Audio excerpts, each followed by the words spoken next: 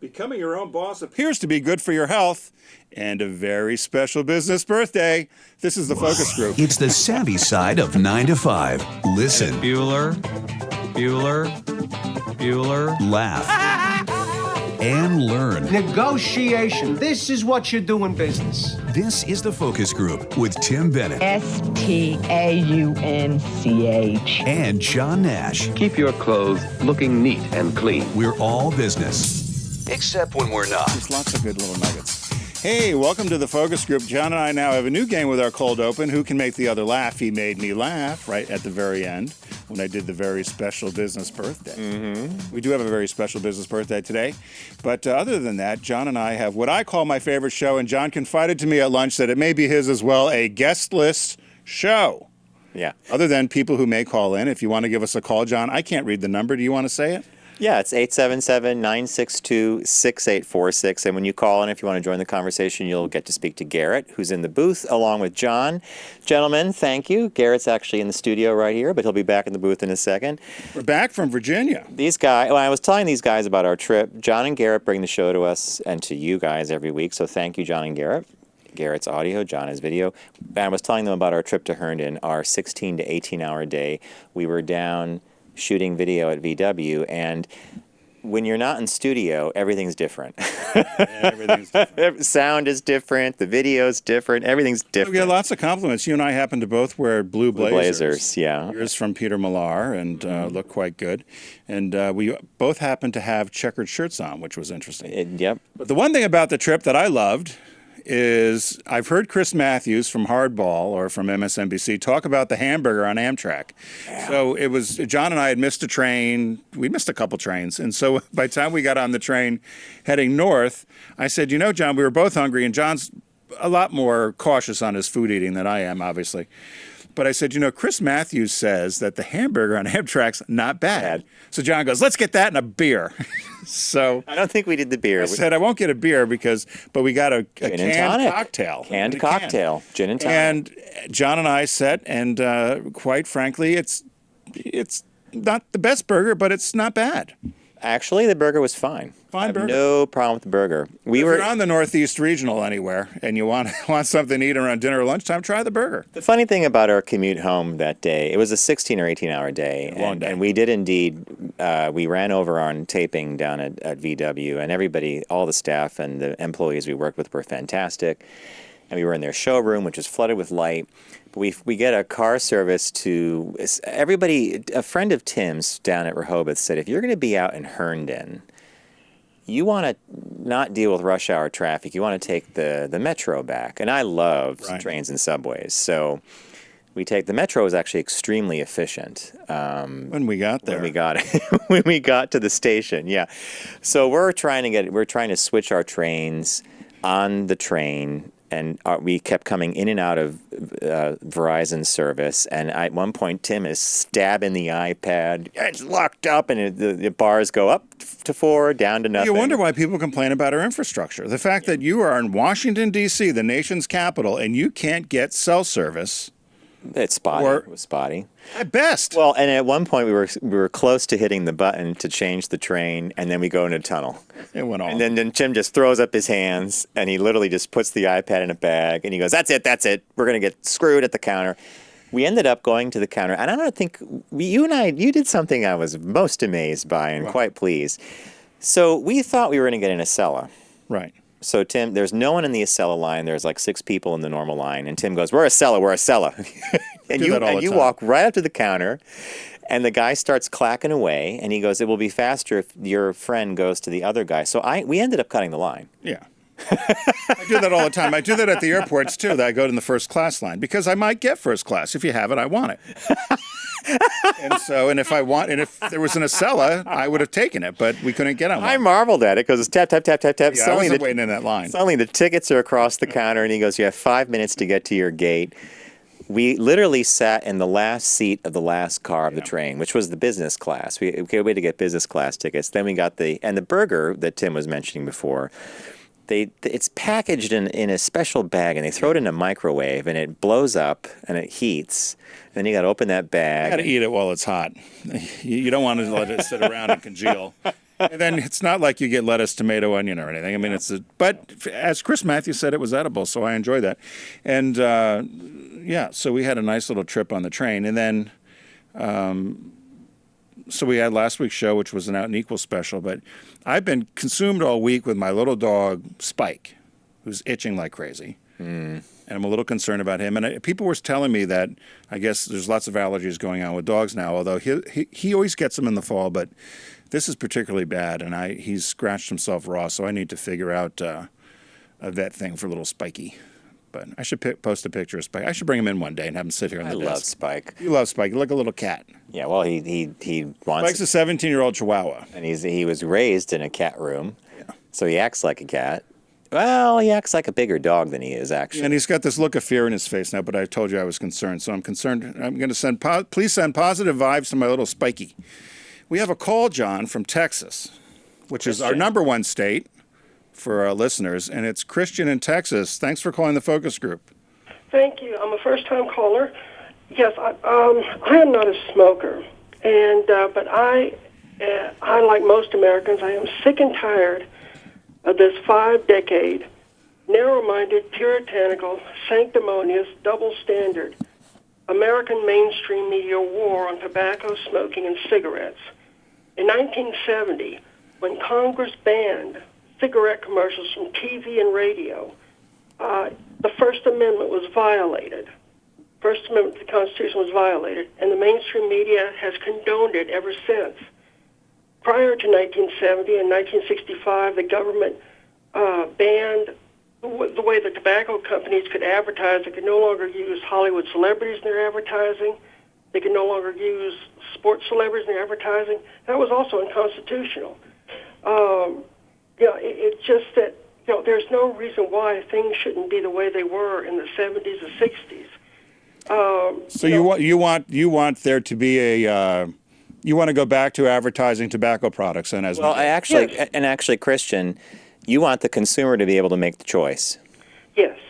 Yeah, there was an article this week that I think 60 Minutes is going to also air. It's about the e-cigarettes and how those are now coming under federal guidelines because, again, there's this belief that the tobacco industry is evil, et cetera, et cetera. But one guy from one of the tobacco companies said, he goes, mankind has been smoking something, tobacco, whatever, since the dawn of time.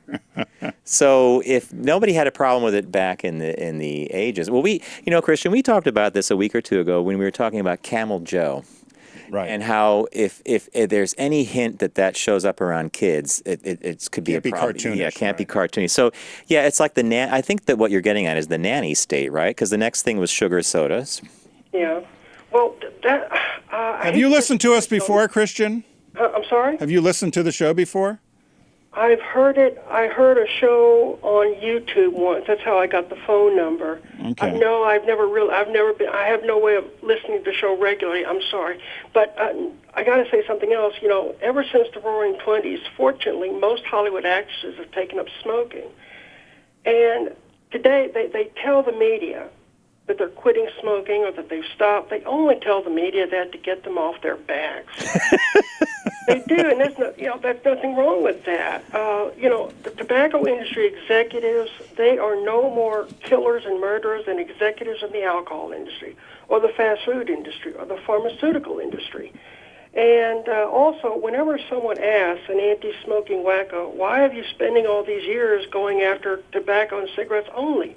And they always get the same stupid answer. Well, because cigarettes kill more people than alcohol and drunk drivers and illegal drugs combined. What does that mean? Alcohol doesn't kill enough people? No, it's Christian. Not enough women and children get killed by drunk drivers on our nation's highways every year? All extremely well-made points, by the way. Thank you. And I agree with you. Hey, Tim and I are in marketing and advertising. We encountered this stuff all the time in our career, the do's and do nots. And when you ever raised your hand and asked a question, why? You invariably got, well, because fill in the blank, government says this. John and I did a cartoon once, and one of the characters smoked, and we were told we had to get rid of the cigarette. Remember? That was the first thing the person said. The mainstream media in this country, they continue to say that, they support free speech, they support the First Amendment. Well, when it comes to advertising for everything else is highly addictive and deadly, yeah. But when it comes to cigarettes, they don't have a problem with censorship. Well, you're right. Well, listen, we thank you for calling. We're libertarians here. And as John says, if you want to That's how I smoke, vote. you should go ahead and smoke. So thanks for calling, and be sure to try to find us. We're free. We're on all platforms, so you should be able to locate us either on YouTube or Thank you. on Facebook. So Thank thanks you, for Christian. calling, Great Christian. points. It reminded me of when we did do the commercial and we had the cigarette, and they said that might be a little dodgy to have Yeah, Tim and I. characters What Tim's smoke. referring to is, I don't even know if it's still up, but we have a cartoon Was that on character called Vimeo? Franny B, maybe on Vimeo. It's called Franny B, and Tim was the voice of the character, and it's based on all these. It's a conglomeration of characters we knew growing up, and she smoked. But the guy that looked at it and that cigarette's got to go. But we were like, wait a minute, that's part of the character. Anyway. Hey, did you upgrade the new Apple? No. system? You always tell me not to, but I keep getting badgered. Has anybody updated, and what's your success been? No, If you've updated, let us know. Do you boys update? Oh, yeah, wait, see, there it John, is. there it is. She got her cigarette. Make this stuff up. That's Tim's voice. Is that on? This is you. Is this on Vimeo? I'm an uptown girl with a decidedly downtown feel. I was over at the Bonwit Teller at the Going Out of Business sale because I like Bonwit. And these two swanky gals got on the elevator, both stunk like French whores. And they're looking at each other and they're looking at me. This is an Of old course, I had my Yes, fur old. on, was 70 degrees, but people treat you different when you wear fur. So one says to the other, "You smell so pretty. What do you have on?" "Chanel, $200 an ounce." The other one says, "Ooh, I got on Gucci, $350 an ounce." So, of course, when the elevator stopped, I got off and gave my own little Hawaiian serenade. Broccoli, 99 cents a pound. I know is that we so might have been old. some of the only people who still laugh at this, but that goes. Where did you find that? I've tried finding it, but where did you guys find that? It was in the TriCast. We must have played it on an earlier episode, and I never delete anything, so I remember. I was laughing about the one. You That's don't have to great. play it, but there's one with the Kosovo flat because I was doing something about John? Yugoslavia, and we did this whole thing about Kosovo and the breakup and the Kosovo War, and we were told that it was way too smart. Yeah. And people actually believed what she was saying because it was a history I lesson. now know, John. You know what I'm going to do is I'm going to find the rest of those, and those are going to be. We'll go to break, and we'll have some Franny B. They're probably cartoons. 20 years old. Well, they're from 98? 2000. I thought it was no. 98. It was 2002, 2003, roughly. Wow. But yeah, so Some of them we couldn't play. We'd be woo boy. taken off the air. It's too politically incorrect. Oh my God, that's yeah. So Franny that's Tim, and we showed that to a producer in Hollywood, and he just sat there. He goes, "Guys, I love her to death, and people in this part of the country, this little part of the country over here, they're gonna love her Boston to too." DC. Boston to DC. He goes, We were at the Ivy. We thought we were something. We were going to sell the show. We were on our way to sell infinity a Franny cartoon. pools and parties with boys. And, yeah. Took his glasses off after he looked at the screen. Boys, listen. Yeah. First, you got to get rid of the cigarette. We're like, that's the whole character. But and of course, I didn't do the animate. That was what propelled Way me back on. when. That's propelled me on the path to animation because I had wanted to animate that character. Anyhow, So are you telling me not to upgrade on Apple? What is it? It's like 12.0 or iOS 12.1. 12.1. I'm going to wait for a while. I see no. I prefer to back up the phone first or back up the iPad, then let it upgrade in case anything happens. The data's safe. Are you guys Apple? Did you upgrade? Oops. I am, but I always wait too, John. Oh, so it's see, you best too. to wait. Gary and I just hit the go. Well, they badger you to the point where they want you to say okay, and you could just say you have to delete the down. There's a whole you have to do things to get around Apple, but I'm mad about Gmail changing to the new format with the little pink thing, and it used to let you go back to Classic, but I can't anymore. I've gone back to Classic so much they've stopped me, so I don't have the option anymore. And a lot of people are complaining about that. oh my God. Why don't people just leave these things alone? I have a friend who I'm going to see this weekend named Alex. He's coming up to the house with his boyfriend Tyler, and you think that since they're younger, like Alex and Tyler are like 28, 29. I assumed that they were obsessed with the newest, the latest, and the greatest. But guess what? Their iPhones may be older than the hills. They don't like the idea of upgrading and spending all this money. So I get the feeling that there are a whole bunches of people that is like, just make it work and let's not worry about it, right? You know. Like my mother had a black dial phone for years, and she still have it if they didn't force. If they still works. let you have the dial. Those she'd still have it. phones. we grew up in an age of the rotary phone, and the rotary phone was extremely hard to win radio contests on. I was just going to say, and you would You'd have get it to all the way, dial and then the you would hold the number. last one until it said third caller. And you hope like hell you're the third caller in, and then you have to redial the whole thing. And we begged for the princess phone. We begged for that push button did? thing because we got it so late. What color did you get? Pink? It was beige. It was It was bell beige. There was an avocado. Yeah, there was the avocado one. It was an upgrade. They only had like 5. There was a red phone that was very rare. That was hard to find. But yeah, that's what replaced the rotary. And then you would beep, beep, beep, beep, beep. And then, so there you What go. caught your eye this week? What caught your eye? Here's what Tim and John found. Well, in the vein of politically correct and people forcing political correctness on everything, like what we kicked off the show with Christian, not the same kind of idea, but a hotel in Brisbane, Australia, has been forced to apologize for a sexist ad of a couple enjoying breakfast in bed. I looked at this. Sexist ad. Why? All right, so if you're listening on SoundCloud or iTunes, I'll describe it. There's a couple in bed. They're wearing like terry cloth robes. He's reading a paper. She's reading a magazine. They're looking at each other. In between them's like a tray of croissants and then some fruit. And it simply says something about having breakfast. A tray of what? There's a tray of fruit next to her, and then there's a croissant. Croissant. I want you to Croissant. say that again. Croissant. You just did. You're like So gay. You're like when on the Addams Family when he used to have, when Morticia used to say something French, he would go crazy. Muffins and fruit. All right, there's a bagel, a muffin, and some fruit. All right. Does he say I'm getting a slice of pizza? It's a burrito. Thank you, Garrett. So they're lounging out in their bathrobes with selections of bread and fruit. Okay. And other baked goods. There we go. On display. The couple stare lovingly into one another's eyes, but it's their reading material that has social media fired up. A closer look reveals the woman is halfway through a Chanel coffee table book, just like a book on Chanel, and the man is reading the Financial Review. Elizabeth Redmond, a reporter at The Australian, called out the Brisbane hotel on Twitter, writing, quote, "Your breakfast looks delicious. Just wanted to let you know I'm a woman and I also read the Financial Review every day." Of course, the fruit platter is on her side. She'd be loath to touch the baked goods.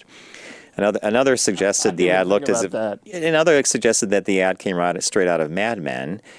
And Sophie Tell Brisbane, which is who ran the ad, responded to Ms. Redmond saying, and everybody else saying, ensuring that they were never meant to cause offense. And here's the part that kills me: the creative responsible for the ad, meaning the creative director, whoever, has been removed from future campaigns. So here we go again with someone who staged a photo shoot. There was a stylist that had to be arranged. Someone actually lost or has been moved to a different account because the guy's reading the Financial Times and the woman is reading a coffee table book on Chanel.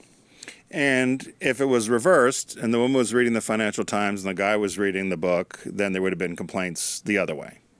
Yeah, like why is he reading the Chanel book? Is he gay? Are they She doesn't together? know. So, interestingly, there was an equally large backlash on Twitter and social media saying to the hotel, "Don't cave into this." Oh, okay, good. If this one guy says, if this is all you have to worry your mind about, then you are a very lucky person indeed. If all you worried about is, let's critique that ad. Why are people getting so offended by such silly things? It's just a picture. Why waste your time getting so worked up? This world is crazy. And then it finished with this guy just saying, give it a spell. It's an ad. It's an ad. It's an ad, for God's sake. Which goes back to what John and I did in LGBT marketing many, many moons ago. We got rid of people. No people. Because you can't satisfy anyone. Nope. We got rid of people. So it's like when you're a kid and your mother keeps telling you to stop doing something with a toy or something, and so you don't stop, and then all toys are taken away. So no people, no toys, no couple in bed. If that picture had no people in it, but maybe 2 bathrobes and some stuff, someone would have gotten upset that they were implying that they were somewhere having sex in the room, but not in the bed. Maybe they're in We're getting a shower. together. Left their croissant. Croissant. Bonjour, ça va? Ça va bien? You love to pronounce French words. And to try to pronounce them, because when I was last time I was at in France, someone actually in perfect English says, your French is delightful. L'école, what she said, l'école française. And I said, school French? You're school French. What they teach you in the school. It's very good. At least she didn't accuse you of being Quebecois. Quebec French. I never come off as Quebecois, yeah. All that guttural French. Jeez. Well, so that was some. Well, where'd you find that, by the way? Do you remember? BuzzFeed or something? It was Wired. in Ad Age, or it might have been BuzzFeed actually. But it just literally, I found it yesterday before I was putting the deck together, and I just stared at it, thinking, "Here we go again! Like you have all this time to." Yeah. Crazy. Mine is a bit different, and it's about something that happens this season. The headline was "Drunk Birds in Minnesota." I saw this in the deck, and I was very, very puzzled. So go on. They fall out of trees, they fly into windows, they stumble along branches and wobble their small feathered bodies as if they've had one too many drinks.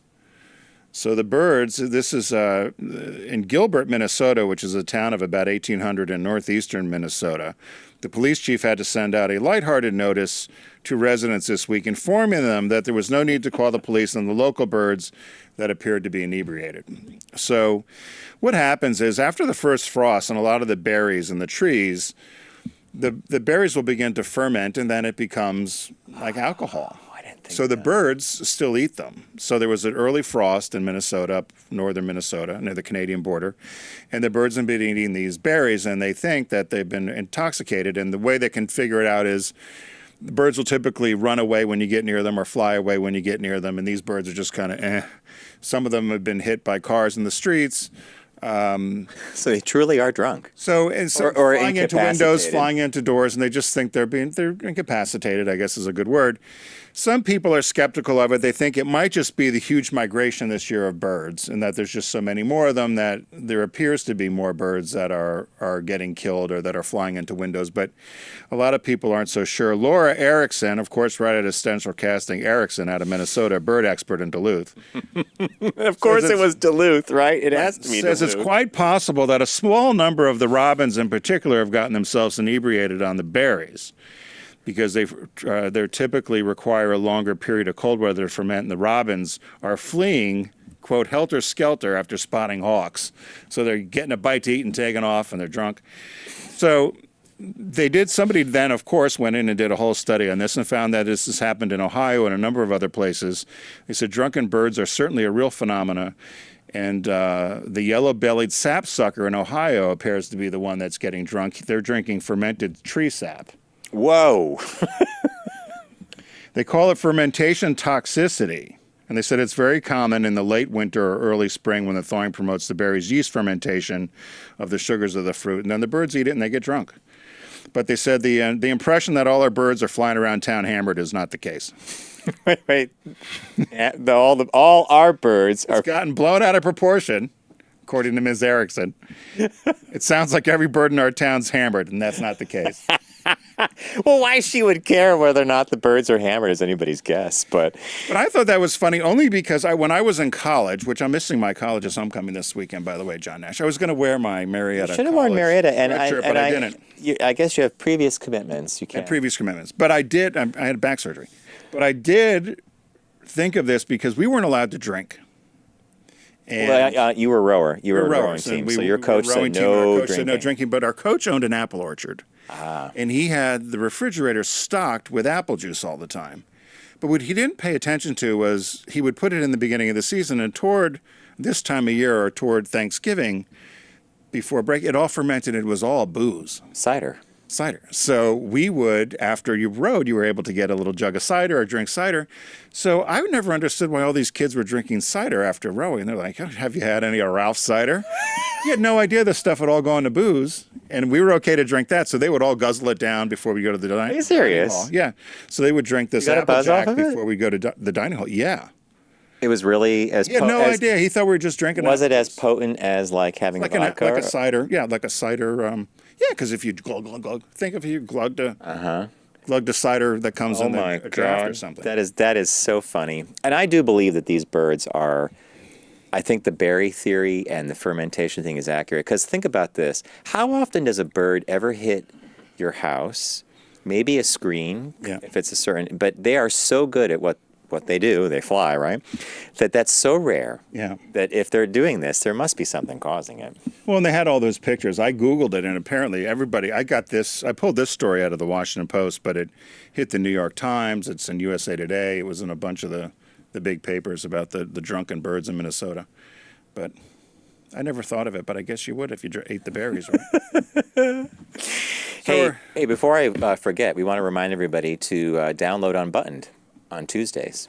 Oh, okay. Our other DFG Unbuttoned. DFG Unbuttoned, our 20-minute podcast, 3 topics usually, and it's boom, boom, boom. It's me and Tim. A little different than this. It's news, but it's our kind of news. I was trying to think what we did this week. We did a couple good stories. Now you're sounding like Dick Cavett. We interviewed Dick Cavett years ago, and he always tells a story of how he'd go home after his show, and the doorman would say to him, "Mr. Cavett, how's the show?" "The show was fantastic." "Who'd you have on?" "I have no idea." I remember. But he could tell you who he had on the coming weeks. So there you go. I've got that when I've gone back through our library of old shows, and I'm looking like, that sounds like an interesting guest. Oh, they were on for 45 minutes. I was, but I don't, we obviously talked to them. Business birthday today is a real dandy. Everyone does celebrity birthday greetings, but the Focus Group is the only show in the universe that celebrates business birthdays. I can't believe after 10 years, finally, the show has fallen on this birthday. It's October 10th. So 10/10/67. Our friend Brian Roman from AdMark 360, who's a big fan of the show. Obviously, he brings us the LGBT business spotlight, but he's also been our purveyor or supplier. Supplier and purveyor. Purveyor, and he I guess. suggests things of socks and USB sticks and anything we need done. Our shirts, backdrops, That's right. boom, boom, boom. So Brian has been the founder and president of AdMark 360, and if you are looking for any sort of promotional items, particularly this time of year, when people either are trying to spend year-end budget and or get things ready for the holidays and looking for a corporate gift or that sort of thing, Brian's a great resource for that. So it's admark360.com. But it's his birthday today, and I was laughing, and I think he always says to me, I didn't tell him we were going to do his birthday. But I was supposed to have dinner with him tonight with some friends, and so... By the way, Brian was our trusty companion on the Pennsylvania ice cream trail. He Pursue your helped scoops. pursue your scoops. He helped sample all the ice cream, and my favorite moment, and this was a 3-timer. Often Brian sat in front, and I did all the driving because I had my car, and everybody else was okay with it. But Brian would say once, "Have you ever tried the navigation system built into the car?" Because I had my phone plugged in, and it was down in that little area where the cups are. And Brian was, apparently you guys were really, really observant of how often I looked down. Well, because you're crazy. Why you look at your phone so much? If you say we're got to go on Route 84 for 20 miles, why were you looking at your phone? So Brian, about, I don't know, maybe it was 4 hours into then is, "Hey, have you ever tried the navigation system on the car?" And finally, I cave in on the third thing. You should try it. So Tim, then you chime in, "Hey, all you have to do is type in the address." And boom, and the minute the car took over, meaning the car went, and Brian says, "Okay, the car's going to give you a quarter-mile heads up or something. In a quarter mile, turn right on route whatever." Brian and Tim immediately zoned out. Brian took his laptop out. He was doing some work for AdMark 360. You're in the back reading, and everybody was relaxed. Having a look. Oh, I got to make a turn. So anyway, happy birthday, Brian. What's Brian up to? So Brian is 51 today. As I said, he's founder and president of AdMark 360 for over 20 years. He's a Drexel University grad. I won't hold that against him. I always said he had more degrees than a thermometer. I think he's got a master's and an MBA. And he was an adjunct marketing professor. Or instructor. He's a member of the Malta Boat Club along with me, and I think I showed there were a couple pictures. There's Brian and I rowing. Yeah. Back in the day when we were back in the day. And there's my Me Too moment, I thought, up there on the right. But Brian and I rowing, that's me in the bow on one of them and me in the stern in the other. Those are probably 15 years ago. My God. Look at your arms. Look at those guns, man. Yeah, back in the day. Wow. Yeah, if I could do that again. Well, I got a bad knee. So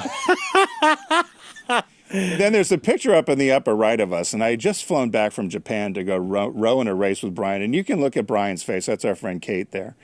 But Brian looks like he's well on his way to beautiful there, right? And we had a big race the next day, and I ended up leaving him.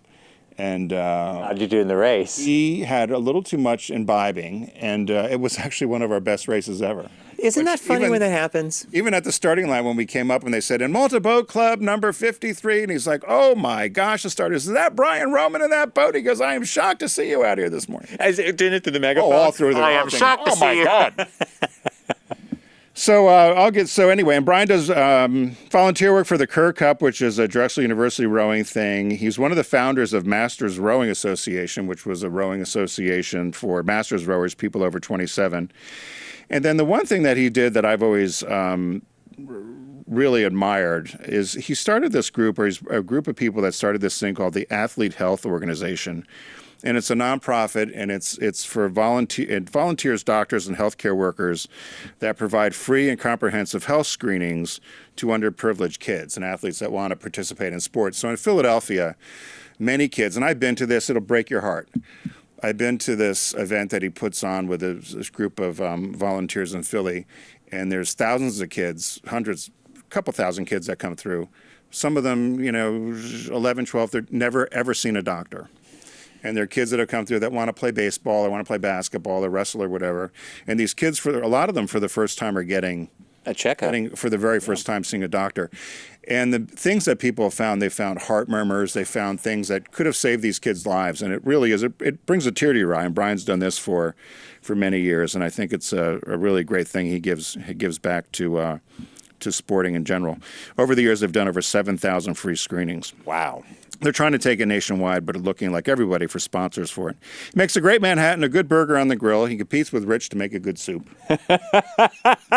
He competes with Rich. Guess who his favorite singer is, John? It's one of your favorite ones that you like to make fun of, which I love. Cher.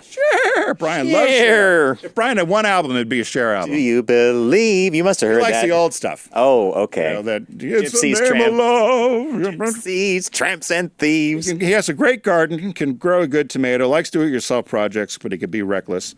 I would say that he's the reckless part. We should hit. He can be very reckless. Okay, but he also I think if he didn't do what he was doing, he would be he would do something with dogs. He is great with dogs. I've never seen anybody so good with dogs. And the other thing, he has a mission. He wants to sail around the world. He mentioned to me one time when I first met him, I said, have fun. I have no desire. Imagine getting a little boat and sailing around the world. People do it. Would you do it? No, because you're more of an adventurer than I am. Because somewhere in the middle of the Atlantic or the Pacific, or going around the Cape Horn or Cape Fear, whatever the bottom of trouble. Yeah. I mean, some really good Magellan past sailors have had trouble. So a little dinghy and a sail. Reckless Brian, let's go through. Happy birthday, Brian. Happy birthday, Brian. Great business birthday. So many of you know that our partner here on the focus group, one of our partners, is Deep Discount. And we pick a selection each week to go through based upon the sale. And if you go to focusgroupradio.com and click on the Deep Discount logo, as you can see it here if you're watching on our video. Did you bring the shark today? I didn't bring the puppet, but I have the voice. Arr, that bring the shark. Puppet. Lauren's going to visit us. The puppet has to be more of a guest appearance? Spontaneous guest appearance. If people expect the puppet all the time, it's going to be old hat. So, yeah. I almost think the puppet could be smiling. like Mean. Do you remember the Gong Show with Mean Gene, the dancing machine? I used to love when he came on, but not every show. And then there was the guy with the paper bag. Comic, yeah. Right. And you're right, Gene, the dancing machine. That's who it was. So go to focusgroupradio.com and click on the logo. The sale this month is Blu-rays under $15. Well, that was a big sale. So John, you picked. What did you pick? I picked one for you. I picked a movie that I'm going to be. Oh, hey, guys! Oh my gosh, where'd you get that? I love the explosion and the shark. If you happen to be watching, buy a Deep Discount. Nicely done, John. That's great. See, this is why these guys are fantastic. So the movie that I picked is actually picked so that I could watch it, then give it to Tim, because Tim is obsessed with this guy. Uh-oh. So the movie's called The Unknown Known. And I know who this is. And it's a biography. It's a documentary about Donald Rumsfeld.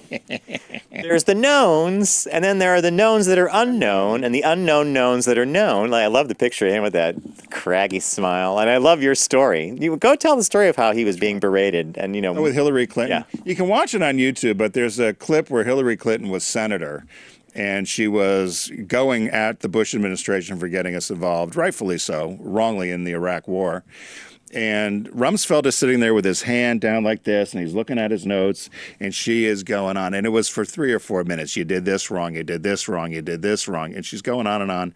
And then she stops, He's sitting there like There's this. silence. There's silence. She's like, Mr. Secretary, Mr. Secretary. And he goes, my goodness.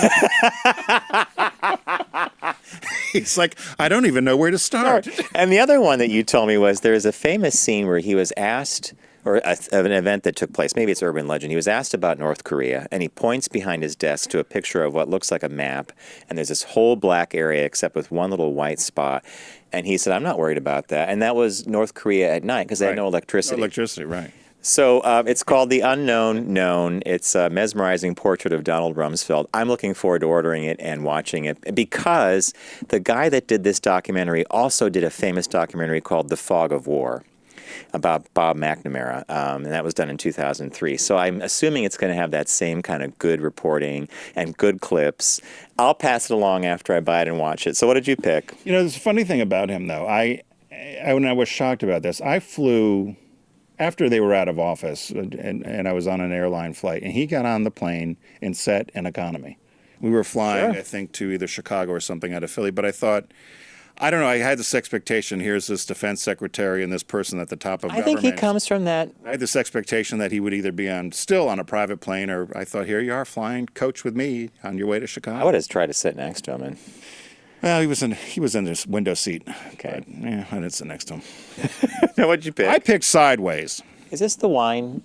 Which is has Paul Giamatti I and love this movie. Thomas Hayden Church, and they're two buddies from childhood days. And Paul Giamatti plays a struggling writer, Miles, and Church plays a former soap opera star that's kind of seen better days. The people still recognize him, but not really. So now he just does some voiceover work.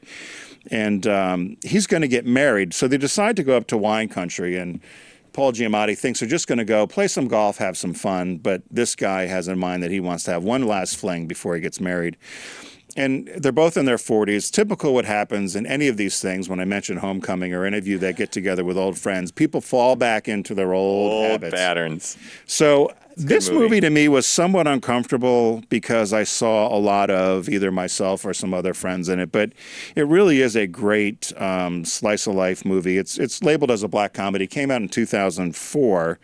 It actually won the Academy Award for Best Adapted Screenplay and also nominated for Best Picture, Best Director, Best Supporting Actor and Actress. And the funny thing about it, it did huge wonders for the wine tourism business in Northern California. But it also hurt it because they make fun of Merlot in the movie. And it killed Merlot sales in the United States and Britain, they said, to the loss of over a decade of over $400 million, they think. Wow. Because they said, don't drink Merlot. Merlot was Swill. But they kept promoting Pinot, and they said Pinot sales did go up 16% over the years. So it's a fun movie to get. I think you should consider and add it to your collection. You turned me onto it. Like The Big Chill. You turned me onto that movie, by the way, and I loved Sideways.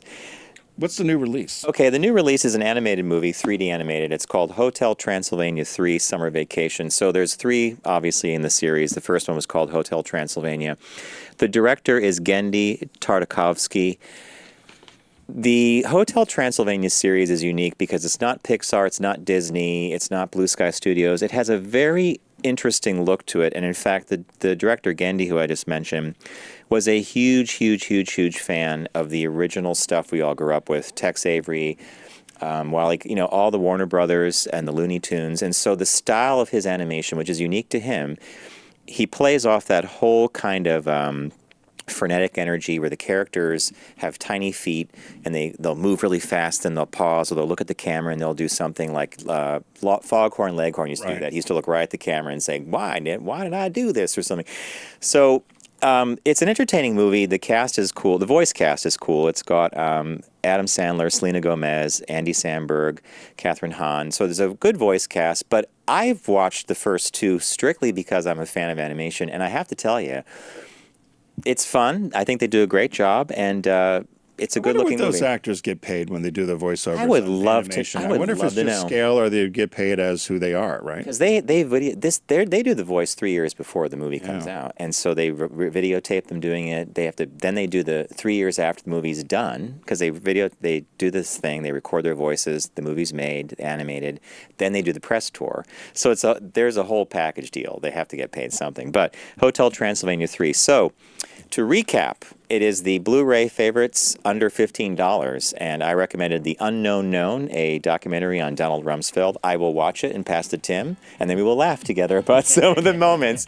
Tim recommended Sideways, which is a wonderful movie about midlife crisis. Two guys go up to California wine country, and Chaos ensues. chaos ensues. And the release this week is Hotel Transylvania 3 Summer Vacation. Director is Gendy Tartakovsky, well-known guy in animation. It's worth it just to watch his style of how he gets things done. So there you go. FocusGroupRadio.com. Click on the shark logo. Arr! And what do we say, Garrett? Thanks, Deep Discount. All right, folks, we're going to come right back after the really quick break, and we have a shop talk about becoming your own boss and how it appears to be good for your health. So stay with us. We'll be right back.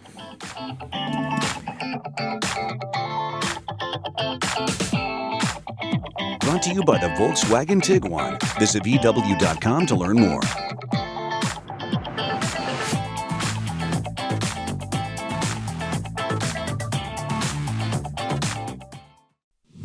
Focus on the savvy side of 9 to 5 with the Focus Group. Try, really try. Listen, laugh, and learn with Tim and John. I never try anything. I just do it. Becoming your own boss could be good for your health, apparently. Not me. Need a knee, needed a back, Bad. lose weight. But anyway, John found this article that we loved. Welcome back to the Focus Group. And the title was Becoming Your Own Boss Appears to be Good for Your Health. Yes. And I read this, and before I read it, or before I discuss give my point, I was just going to ask John a question. Yes. So you've been out on your own for quite a while. Since 25 years old, yeah. And you had worked for other companies or whatever, out of school you worked. So do you remember the first time you went out on your own, and do you think, how were you? In other words, did you feel good about it? Were you scared about it? Was it a necessity? Was it because they said there's two different types of people, one that go out on necessity. And a necessity or opportunity. On an opportunity. Yeah. So I went first out. time you went out, what was the opportunity? Okay, and do you think and I did it the right. adhere to? I did the right. Yes, I do. I agree with many parts of this article. But so the opportunity for me was I was working full time as a typographer, a career that doesn't even exist anymore. Yeah, like anybody have a T? I need a period. But it was computer based. It was at a magazine called Avenue here in the city. It was delivered by limousine to rich people on the Upper East Side and Park Avenue. Quite a cast of characters. Judy Price? That's Judy Price. Quite a cast of characters, and it was an interesting job. But 2 or 3 years of that, and I was freelancing on the side for a company called TRX. And there became a point where the money I was making freelancing eclipsed what I was bringing home in my take-home pay. And what was I, 25? And so you thought if I just freelanced more, I'll just make more money and control my time. And in fact, I did. And I did have I didn't do two things, though, that you learn later in life. I didn't control my schedule very well. I worked whenever I had to work. So it was working evenings, working mornings. It's kind of crazy. And I didn't control my spending. I did what a lot of young people do.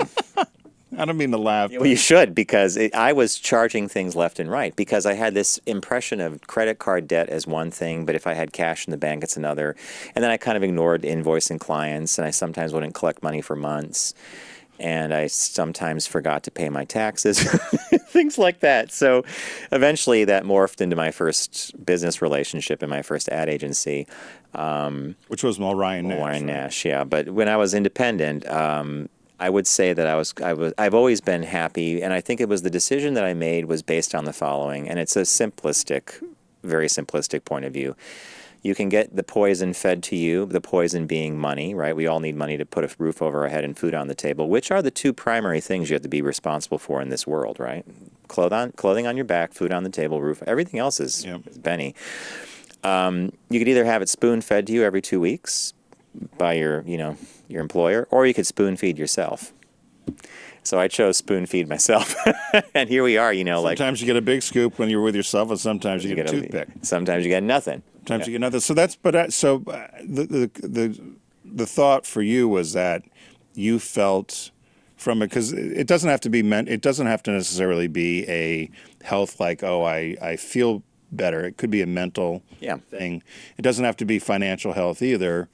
You and I have talked about this. Sometimes when you work for yourself and you might not make as much money as you think you might be or your able to make on counterparts the market, making, but there's a cost for some flexibility you may have or lifestyle you may be able to adhere to differently than if you had to be somewhere 9 to 5. Correct. So so you would agree with this then? On the whole, I was. So this author broke down people going out on their own and becoming their own boss into two camps, as Tim said earlier. One was necessity and one was opportunity. Necessity is someone who perhaps has been on unemployment. They're in a career switch or a career rut. They can't get going. They can't find the right path. And so they eventually just say, okay, I'm going to throw in the towel on the conventional track for employment, and I will be my own boss. And interestingly, the results from that are that those people don't necessarily gain. They gain in mental health, right? But they don't necessarily gain benefits in physical health. Right. And then the other thing was an opportunity entrepreneur, someone who decides, like I did, that I was doing something correct somewhere. Maybe I'll keep doing it. And they end up enjoying both physical and mental health improvements, which I thought was kind of interesting because the decision was not made for them. I'm supposing, I'm interjecting that thought process, that they made it themselves. It was a positive thinking thing. It's a new business. But no one's ever really done, that's the whole part of this article, is no one's ever really looked at self-employed people and done a study of whether or not there are detrimental effects or good benefits to doing it. So it's a short piece and it was interesting. I think it came from Forbes. And it said a lot of it was as we had mentioned non-monetary benefit. Right. And but there was a mental benefit. I know for myself when I was on the rat wheel spinning in the hamster wheel in the cage. And I remember somebody telling me this many, many years ago when I was a headhunter, even before I got into corporate America, and they said, when you start getting, it's not regret, but you start not looking forward on Sunday to Monday, and they said it's really bad when you're thinking about it Friday, that you're not looking forward to Monday, that it's time to make some sort of change. And I think for me, I probably should have made the change maybe a little sooner, but things happen for reasons. But so I did agree with this as well. I don't have that same sort of Sundays. I don't have that same Sunday I used to have where I would, and it wasn't regret. It was more dread. Dread is the better word. My Sunday is often filled these days with planning for recording TFG Unbuttoned. Yep. And Tim and I exchange notes. And if there's any work on Sunday at all, it's you sending me 2 or 3 links saying, what do you think of these articles? I saw what you liked. Let's pick your 2 and one of these. And I read them and I'm ready to roll on Monday. But I don't regret waking up on Monday. But I know what you mean. And another business lesson that I learned from someone who worked, one of my clients actually said to me, because I said to him one day, he was an art director, I said, you could open a graphic studio. He did end up opening his own design studio, did very well, sold it to another company. But he sat back one day, he says, the thing is, once you start getting a paycheck, you have to get a paycheck for the rest of your life. And it was the same idea of self-feeding, self-paying yourself for having somebody. But once you're on that treadmill of the paycheck thing, it's the benefits, it's the health care, it's taxes are all taken care of, everything's taken care of. You just have to budget your money. But the truth is, when we started working, when we graduated college, there was a lot more stability. You went to a job for 9 or 10 years. Maybe not your first job out of college, but many people stuck to a job. Now you talk to people and recruiters or HR people, and the average stint is 3 or 4 years. So I say, particularly in marketing, and we hear from friends all the time who work for companies that, they're waiting for something to happen. They heard something bad about sales. Variety, which is a paper that profiles Hollywood news, they reported on something that I totally didn't think about. So, Disney bought 20th Century Fox. So apparently 20th Century Fox now, everybody is on pins and needles because they're having the people come in to do the redundancy report. So in Disney, we have you. Over here, we have you guys do the same job. Oh, thank you. Thank you for your time. So someone knows they're going to be getting. We need one accounting department. We need one procurement department. We need one, yeah. And so senior executives are wondering where, and many people are already hitting the doors because they realize that there are not enough jobs to go around to absorb everybody that Disney's going to let go someday, probably in the next 3 or 4 months, because that's part of the merger, right? So I don't know. I look at this and I say, that's Susie Orman has a new book out. Really? And I was going to see if we could contact her and maybe have her come on and talk to us. But I heard her interviewed, and she had said that the biggest thing we all need to fear, and you probably know more about this than me, is artificial intelligence. Yep. She said within the next 20 years, she gave some astronomical number. I want to say she said 50% white-collar jobs could be taken away by artificial intelligence, and I didn't quite understand exactly what she meant, but could you enlighten me on that? Do you know what that means? Is it so that if you were so AI can take. So certain back office things like financial issues can sometimes be automated by systems, but usually there are people that have. So I think back office issues like accounting, invoicing, and paperwork, that's still a human thing. But look at customer service. You take Spectrum or Comcast. I had to call. Our TV was pixelating last night, and it appears our box is on the fritz. Not so bad, but 3/4 of the call that I was on was artificial intelligence. And the only time I got to the human being was when everything else had not worked, and I was on for maybe 5 minutes to set up an appointment, and I'm off. So they probably were able to reduce their call center from 3 or 4 people that you would have talked to before you got to somebody to schedule them. And the AI program is so good that it sounded like a natural conversation I was having. Tell me what's going on. Can I help you? Yeah. Okay. Oh, the screen's pixelating. Oh, so you said the screen's pixelating. Well, there are a couple of reasons why that. I mean, it was like. I'm like, wow, this is this is upgraded. So that's similar than if you called a credit card company at a bank, or you called your insurance company, or you called any place where you're looking for customer service, you'll get one of these intuitive systems that guide you through. And that takes jobs away from people. It's like when I go to a grocery store and the whole self-checkout, which I think might be a little different, but I still insist on going to somebody because I think Same here. Someone's getting a job and someone's getting paid and somebody's showing up to do work, and I want to make sure that they're... That self-checkout thing. How many times have you had to have a human come over and hit a button to fix it? So, yeah. I think I'm going to take the extra prune.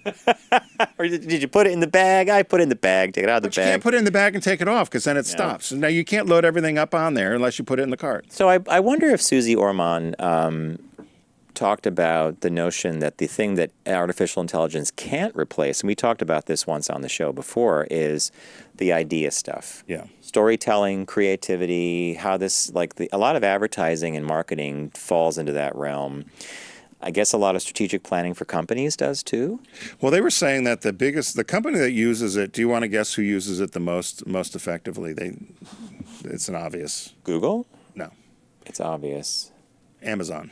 Oh, yeah, sure. Okay, yeah. And they said particularly for if you went, and this happened to me the other day, if you just search something, and this is the scary part about everybody talks about the internet, right? So if you just start searching something, Amazon collects whatever it collects, and I got a whole, I thought my account was closing at Amazon Prime, but it was essentially, we think these things would be good for you.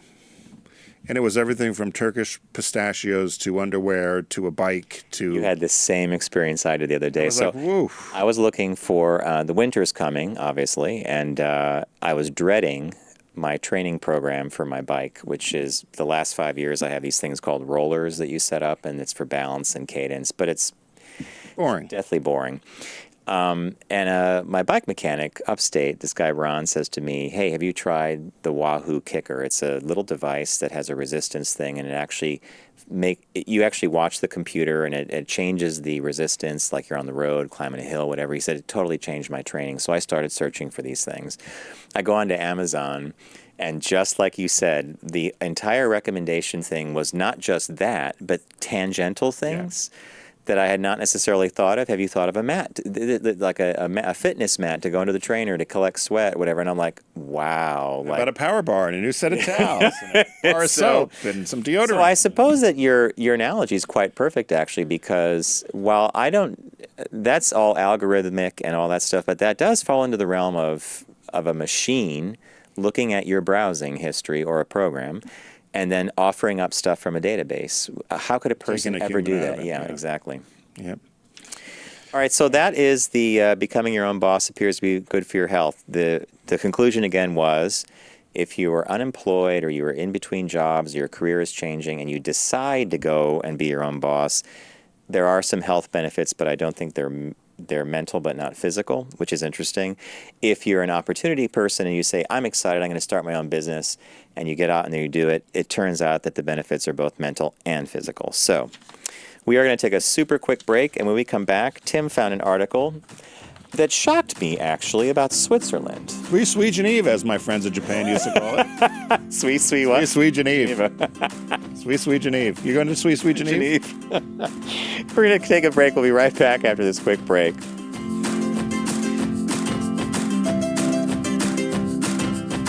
Brought to you by the Volkswagen Atlas with 3 rows and seating for 7. Life's as big as you make it. Visit VW.com to learn more.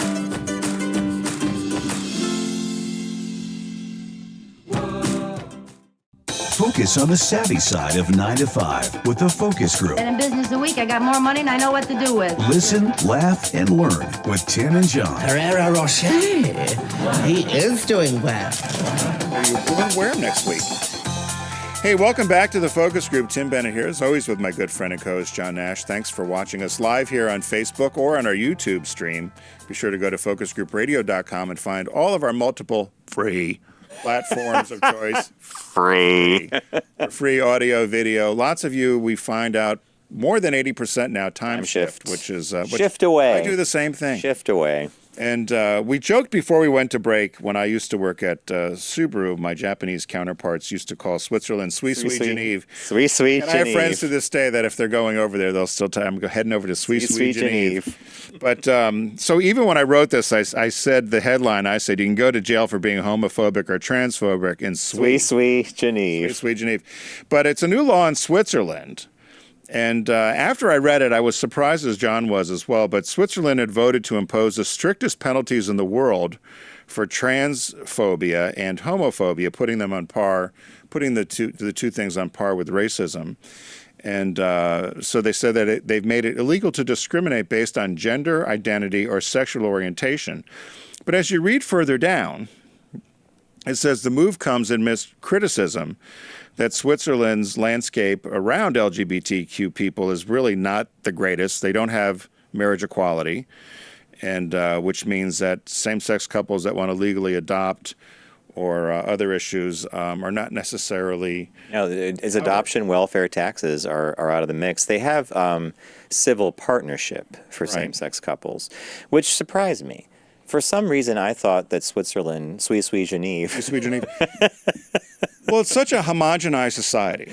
Everybody who visits the country has told me that they said you have to go. You have to go. I want to go. Have you been? No. It's probably the European country I make fun of the most. And we've never gone. The lapdog of Europe. I've heard it's impeccably manicured, totally clean, and everything is extremely... Because they don't have a defense. They don't spend money on anything. And it's homogenized. It reminds me of Telluride, Colorado, right? When you're that small... It's probably smaller than Connecticut. You can enact human rights laws pretty easily because it's Stepford wives, right? Everybody thinks the same. They feel the same. It's a Stepford wife country because I thought you were my friend. If anybody knows the Stepford wives after she stabs. Don't you think it's kind of the big blue marble of countries where it's so homogenized and everybody has somewhat, they're probably all decently educated, have a sufficient income to be able to live there. And so you all probably have the same thoughts in your mind. So it's easy. It's like smaller states in the U.S. probably can get civil rights laws or human rights laws passed easier. So I just assumed Switzerland did have marriage. I was surprised about this transphobic and homophobic law. Yeah. Because that's a positive. But the one thing you didn't mention about the law is that those found guilty of committing transphobia or homophobia can face up to 3 years in prison. I wonder what the legal bar is for that. Well, I was going to say, so what requires being homophobic? They don't say in the article. It's language, primarily language and behavior, but that's going to be an interesting. Yeah, they obviously don't have a First Amendment. Sweet Geneve. I think my learning for the day, and I think every listener's learning for the day as well, is not necessarily that there's a new law in Switzerland, but that you can call Switzerland Sweet Geneve. And that's another phrase you always use is it's the 747 stacked up on their way into 747's on the way into Narita. They're stacked up. If you ever go to the Narita airport in Japan, that's all that flies in there. 747s. Because you have to fly. You got to come from a long way to get to Japan. Do you know, I was reading today about the Japanese passport. Do you know it's the #1 passport in the world now? The Japanese passport, it's tied with Singapore. To have that passport? So it used to be the U.S. passport. No more, thank you, Mr. Trump. But the Japanese passport is they said is the most powerful passport, meaning it can get you the most places without issue. You can get into 180 countries. You don't need visas. You don't need. Remember when you and I tried to get to Brazil? Well, and that was because Brazil was sticking a needle in America's eye. Because of what we did, right? Yeah. So you used to be able to just go to Brazil. You and I had to go to the embassy and the consulate and all the other nonsense. Stamp. Pay $160 something dollars. It was 160. So Japan and Singapore. So we've fallen down. The United States is somewhere in the top 20. We're with Canada. There were 2 or 3 other countries. I think it was Canada, Austria, the United States. We could get into 154 countries. But the kingpin now, and it's the first time an Asian country has made the list or made #1. That's because all their agreements with other countries, they don't have to have all that stuff like visas. So they let people in, let people out. And Germany is the #1 passport to have in Europe. You can get to 179 countries. But I laugh because when you go into Japan, though, it's pretty strict. When you go through customs, even as an American, it's no nonsense. It's an island country, and that's the only way you're getting in, either by boat or plane. You're not crossing any border. You're not swimming from North Korea. Right. So they're pretty strict about why you here, what are you bringing, what are you doing. We had a whole bunch of tech equipment once. We were going to do a presentation, and they went through that stuff with a fine-tooth comb. We're just bringing in an in-focus projector, but yeah, it's a pretty strict place, but good. I was just about to imitate a customs guy asking, "Can you not get a projector here?" But I'm not allowed to do that. Yeah, I was going to do the whole voice. I had it all worked out in my head. And a cartoon, you could. The cartoon could do it. Yeah. Hey, by the way, did you see A Star Is Born?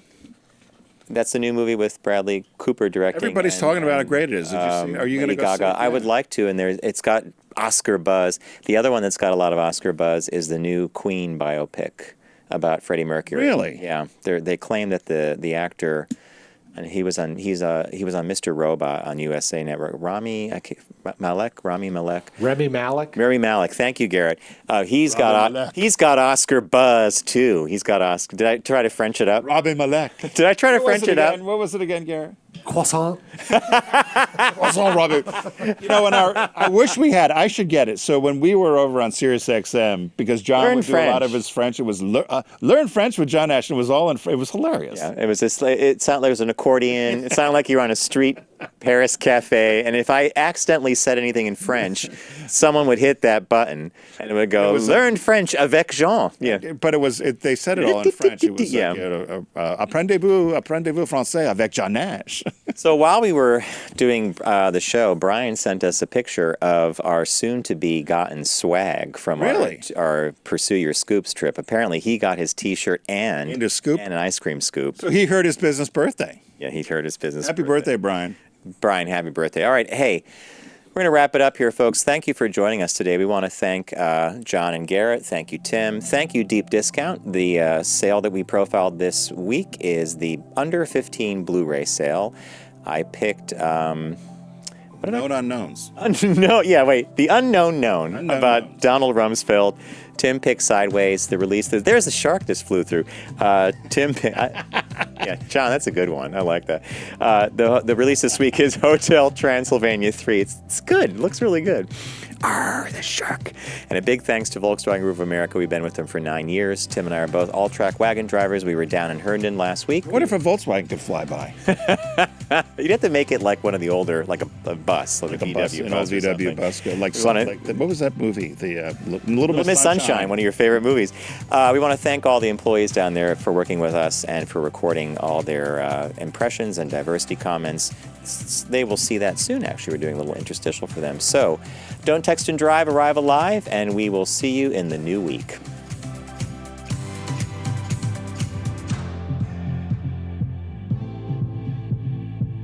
It's The Focus Group with Tim Bennett and John Nash. Accessible on all platforms. Subscribe, like, and rate us on your platform of choice. Learn more at focusgroupradio.com. That was a stunning focus group.